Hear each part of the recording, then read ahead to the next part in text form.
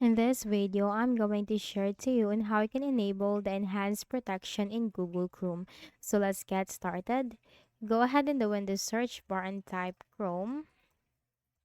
So Google Chrome will appear under the best match. Just go ahead and click on that. Now maximize it. So once you're in this window, you have to simply click on the three dots on the top right corner. Scroll down and you'll find settings, the one with the gear-like symbol. And here in the list of options on the left pane, you have to simply click on privacy and security, the one with the shield symbol. And then scroll down and you will find security. Click on that.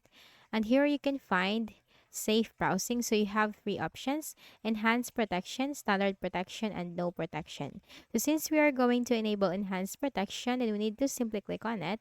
So real-time AI-powered protection against dangerous sites, downloads, and extensions that's based on your browsing data getting sent to Google. Okay. So you can also read the things to consider from here.